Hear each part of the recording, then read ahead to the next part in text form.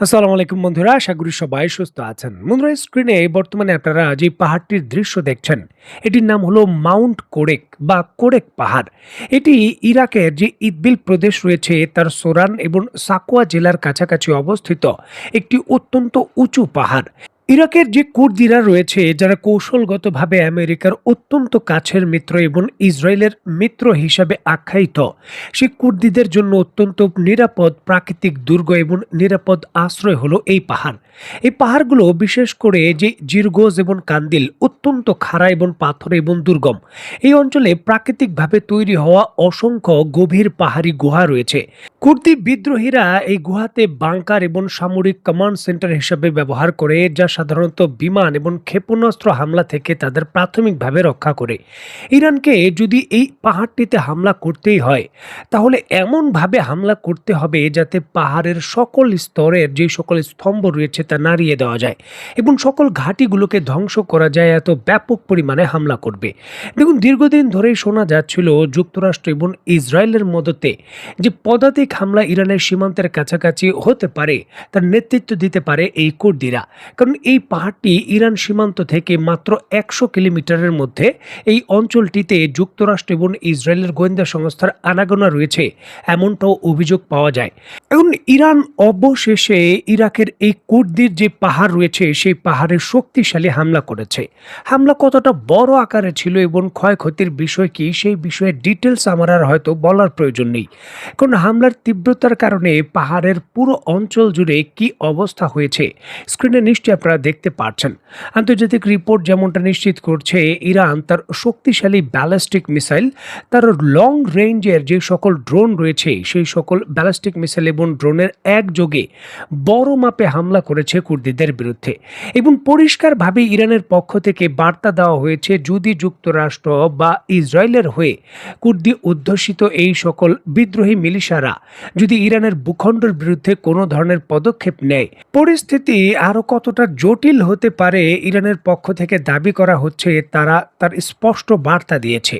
আন্তর্জাতিক রিপোর্ট থেকে যেমনটা জানা যায়, এই হামলায় অন্তত পক্ষে কুর্দিস্তানের ভেতর 8 জন নিহত হয়েছেন বা কোনো কোনো সংবাদ মাধ্যম 9 জন বলছে। এই হামলাকে কেন্দ্র করে তীব্র নিন্দা জানিয়েছে যুক্তরাষ্ট্র। যুক্তরাষ্ট্রের পক্ষ থেকে বলা হয়েছে, আন্তর্জাতিক আইনকে উপেক্ষা করে ইরান আরেকটি দেশের সার্বভৌমত্ব লঙ্ঘন করছে। ইসরায়েলের পক্ষ থেকে এই হামলাকে কৌশলগতভাবে বৃহৎ পরিসরে যুদ্ধ শুরু হওয়ার পরিষ্কার বার্তা হিসাবে বিবেচনা করা হচ্ছে এবং ইসরায়েল তার মিত্রদের রক্ষা করার জন্য প্রয়োজনীয় সহযোগিতা করবে, এমনটা শোনা যাচ্ছে। যুক্তরাষ্ট্র ইরাকের ভেতরে তার অবশিষ্ট যে সকল আকাশ প্রতিরক্ষা ব্যবস্থা রয়েছে কুর্দিদের রক্ষা করার জন্য নিয়োজিত করেছে এবং সরাসরি যে কাউন্টার হামলা রয়েছে বা বিভিন্ন মিসাইল প্রতিহত করার যে কাজে রয়েছে তাতে নিযুক্ত করেছে।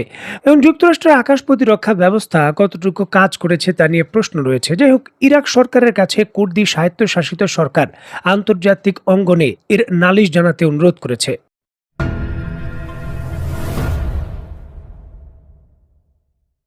দেখুন, ইরানের পরিষ্কার অবস্থান, ইরানের সার্বভৌমত্বের বিরুদ্ধে যেই দেশই হোক না কেন, যেই শক্তিই হোক না কেন, যদি কোনো সামরিক কর্মকাণ্ডে সেখানে যুক্ত হয়, তাদের বিরুদ্ধেই শক্তিশালী প্রতিক্রিয়া দেখানো হবে।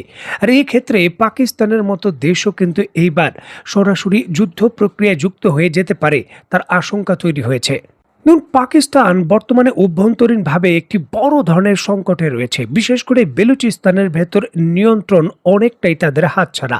দেশটির সামরিক নিরাপত্তা বাহিনী এবং সেখানকার যে সকল স্বাধীনতাকামী রয়েছে তাদের সঙ্গে ব্যাপক সংঘর্ষের খবর পাওয়া যাচ্ছে। একদিকে যখন বেলুচিস্তান প্রদেশের স্বাধীনতা ঘোষণা করা হয়েছে বাংলাদেশের মতো 1971 সালের মতো, যখন এমনটা শোনা যাচ্ছে, ঠিক এমতো অবস্থায় বেলুচিস্তান প্রদেশের একটি নিরাপত্তা বাহিনীর বহরে হামলায় অন্তত ৪৫ জন পাকিস্তানের সেনা সদস্য নিহত হয়েছেন, এমনটা দাবি করছে বেলুচিস্তান আর্মি BALA। নিজের দেশের অভ্যন্তরীণ পরিস্থিতি যখন এতটা নাজুক, ঠিক এমতো পরিস্থিতিতে পাকিস্তানের সামরিক বাহিনী তাদের নতুন করে সেনা সদস্য এবং বিপুল পরিমাণের আর্মি মধ্যপ্রাচ্যের দেশগুলোতে ডিপ্লয় করার চিন্তা করছে। অলরেডি কিন্তু সৌদি আরবে তাদের হাজার হাজার সৈন্য মোতায়েন রয়েছে এবং যুদ্ধ বিমানও প্রেরণ করা হয়েছে। ঠিক এমতো অবস্থায় কুয়েতের সঙ্গে ইরানের হামলা থেকে রক্ষা করার জন্য নিরাপত্তা চুক্তির ব্যাপারে বর্তমানে আলোচনা হচ্ছে।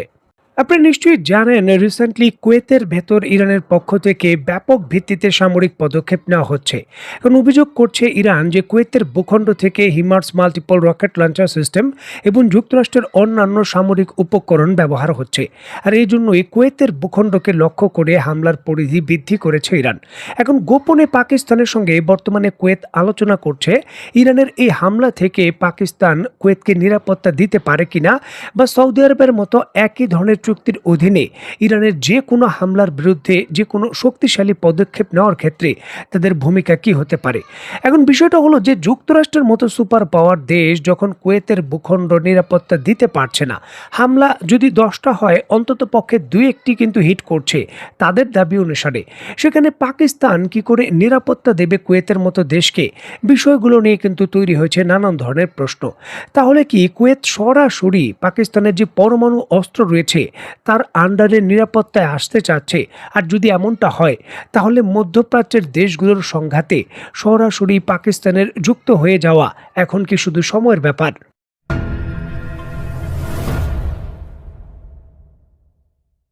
যুক্তরাষ্ট্রের প্রেসিডেন্ট ডোনাল্ড ট্রাম্প ইরানের বিরুদ্ধে নতুন যে সামরিক প্রতিক্রিয়া শুরু করেছেন তিনি সেটিকে ঐতিহাসিক মনে করেন। বিশেষ করে ডোনাল্ড ট্রাম্পের পূর্ববর্তী যে প্রশাসন রয়েছে ওবামা বা বাইডেনের প্রশাসন, তারা সঠিক কাজ করেননি, ডোনাল্ড ট্রাম্পই সঠিক কাজ করছেন এমনটা তিনি মনে করেন। এই বিষয়গুলোকে কেন্দ্র করে $1.5 ট্রিলিয়ন নতুন সামরিক বাজেটও কিন্তু প্রস্তাব করেছিল এই প্রশাসন। কেন এই সামরিক বাজেট এবং এই পদক্ষেপ গুরুত্বপূর্ণ ইস্যুটিকে কেন্দ্র করে জাতির উদ্দেশ্যে ভাষণ দিয়েছিলেন ডোনাল্ড ট্রাম্প। যুক্তরাষ্ট্রের বিখ্যাত 3টি TV channel ABC news, NBC এবং সিএনএন এর মতো বড় যে টিভি চ্যানেল রয়েছে ডোনাল্ড ট্রাম্পের ভাষণ সরাসরি সম্প্রচার করেনি। এই বিষয়টিকে কেন্দ্র করে ডোনাল্ড ট্রাম্প অত্যন্তভাবে ক্ষুব্ধ। তার বক্তব্য অনুসারে এই চ্যানেলগুলো ষড়যন্ত্রে জড়িত রয়েছে যার জন্য প্রচার করেনি এমনটা তিনি অভিযোগ করেন। আর এই অভিযোগের ভিত্তিতেই এই চ্যানেলগুলোর যে লাইসেন্স রয়েছে তা বাতিল করার তিনি হুমকি দেন।